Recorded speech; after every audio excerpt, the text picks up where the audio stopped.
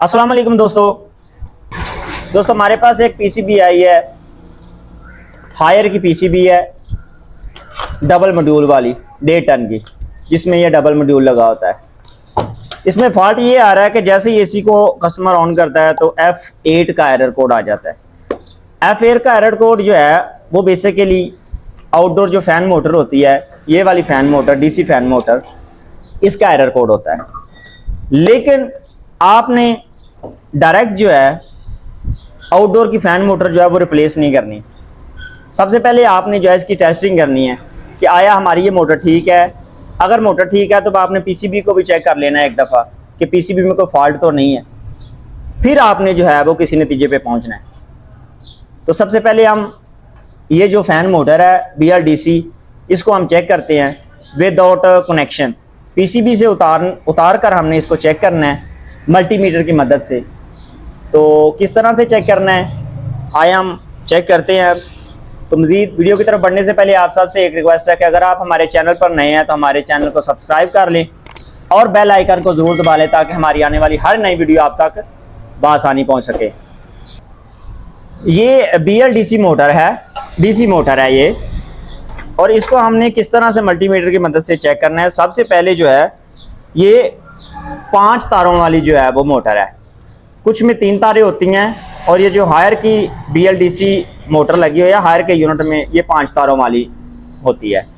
तो सबसे पहले तो हमने इन वायर के बारे में जो है वो मालूमात होना हमको लाजमी है कि ये किस कोडिंग, कलर कोडिंग के हिसाब से कौन सी वायर जो है वो किस काम के लिए जो है वो लगी हुई है। तो ये वाली जो ब्लैक वायर है हमारी, ये हमारी कॉमन, मतलब कि जिसको हम ग्राउंड कहते हैं ना, ये हमारी ग्राउंड वायर है। ये रेड वायर जो है हमारी 300 वोल्टेज के लिए है। ये वाइट वायर जो है हमारे 15 वोल्ट के लिए है, और एक फीडबैक के लिए और एक सेंस के लिए है। तो सबसे पहले हमने मीटर को जो है वो कंटिन्यूटी मोड पे सेट कर लेना है। ये आपको आवाज़ आ रही है। कंटिन्यूटी मोड पे हमने मल्टीमीटर को सेट कर लिया है। अब जो हमारी ब्लैक पिन है ना कॉमन, उसको हमने ग्राउंड पे रख लेना है। ये वाली जो ग्राउंड है इसके साथ हमने यूं अटैच कर लेना है। ग्राउंड पे हमने अटैच कर लिया है। तो अब हमने ये जो रेड वायर है इसको बारी बारी जो है वो बाकी जितनी वायर है ना उनके साथ हमने यूं अटैच करके देखना है। अगर तो किसी में भी बीप की आवाज़ आती है, बजर की आवाज़ आती है, तो समझे कि हमारी जो फैन मोटर है ना वो ख़राब हो चुकी है, फॉल्टी हो चुकी है। तो आपने फैन मोटर को रिप्लेस करना है, आपका इशू हल हो जाएगा। अब इसमें कहीं भी जो है ये आप देख सकते हैं कि किसी पॉइंट में भी कंटिन्यूटी नहीं आ रही। एक स्टेप ये हो गया दोस्तों। दूसरा आपने क्या करना है कि मल्टीमीटर को आपने डायोड मोड पे सेट कर लेना है। डायोड मोड पे सेट करने के बाद सबसे पहले आपने क्या करना है कि ये रेड वायर है और ये ब्लैक वायर है।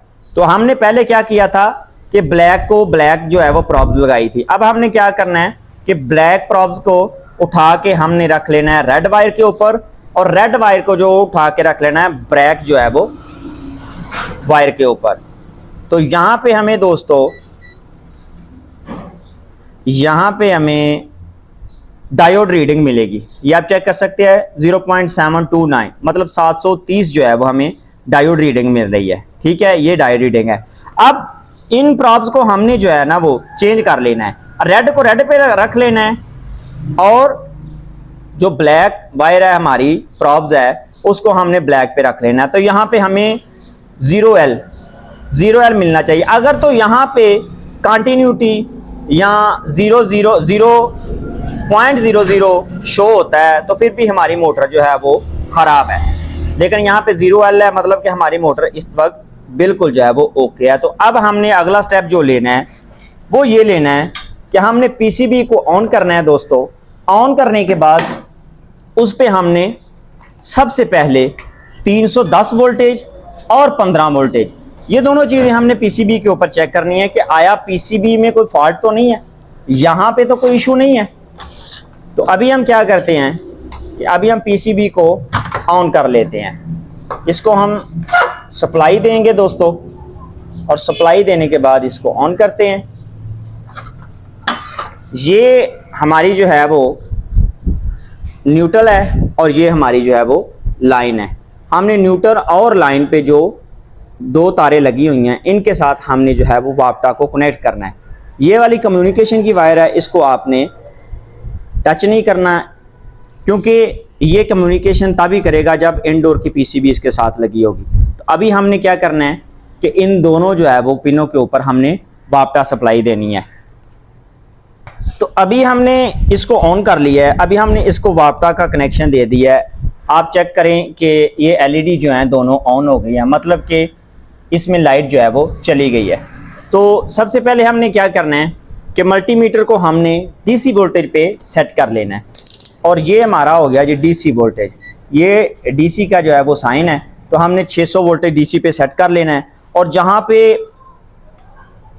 हमारी जैक लगता है ना मोटर का, फैन मोटर का जहाँ पे जैक लगता है, वहाँ पे हमने जो है चेक करना है कि इसमें 300 वोल्टेज जो हैं वो जनरेट हो रहे हैं, बढ़ रहे हैं या नहीं बढ़ रहे।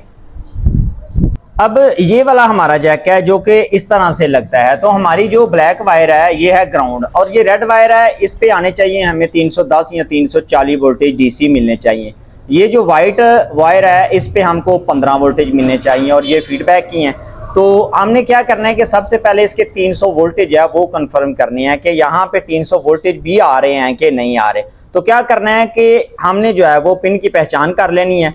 तो यहाँ से 3 नंबर जो पिन है वो हमारी ग्राउंड है, और फर्स्ट वाली जो है हमारी जो है वो 310 वोल्टेज की है। तो हमने क्या करना है, सबसे पहले हमारी जो ये वाली ब्लैक जो प्रॉब्स है ये वाली, ये हमने रख लेनी है जी ब्लैक पिन के ऊपर। तो 1 2 3, ये 3 नंबर वाली हमारी जो है भी वो ग्राउंड थी, और ये वाली जो है हमारी वो हमारी थी जी वीसीसी, जहाँ से हमें 300 वोल्टेज मिलने चाहिए। तो ये मल्टीमीटर पे कितने वोल्टेज शो हो रहे हैं जी 181, मतलब कि 181 वोल्टेज हमें यहाँ पे शो हो रहे हैं, जो कि इसको ड्राइव करने के लिए नाकाफ़ी हैं।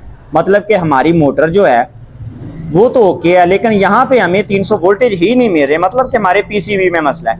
अब हमने 20 वोल्टेज चेक करने हैं। ये जो 15 वोल्टेज है हमने इसको मीटर को 20 पे सेट कर लिया है। अब वही जो हमारी ब्लैक प्रॉब्स है वो वहीं पे रहेगी, और रेड प्रॉब्स को हम जो है वो अब 15 वाले जो वाइट वायर थी उस पर लगाएं। तो यहाँ पे हमें 14.71 जो है वोल्टेज मिल रहे हैं, मतलब कि 15 वोल्टेज के लगभग मिल रहे हैं। तो मतलब 15 वोल्टेज वाला सर्किट तो हमारा ठीक है, लेकिन जो हमारा सर्किट है 300 वोल्टेज वाला वीसीसी वाला, वहाँ हमें जो है वो 182 वोल्टेज मिल रहे हैं। तो इसका मतलब है कि हमारे पीसीबी में ही मसला है। तो ये वाला वोल्टेज का ड्रॉप होना किस वजह से है, ये भी मैं आपको इंशाल्लाह नेक्स्ट वीडियो में बताऊंगा कि किस वजह से वोल्टेज जो है वो ड्रॉप होते हैं, तो आपने किस तरह से ट्रेस करना है। तो मैं उम्मीद करता हूं कि दोस्तों को इसकी समझ आ गई होगी, और अगर समझ नहीं भी आई तो आप कमेंट सेक्शन में इसके बारे में पूछ सकते हैं। मिलते हैं किसी नेक्स्ट वीडियो में नेक्स्ट टॉपिक के साथ, तब तक के लिए अल्लाह हाफिज़।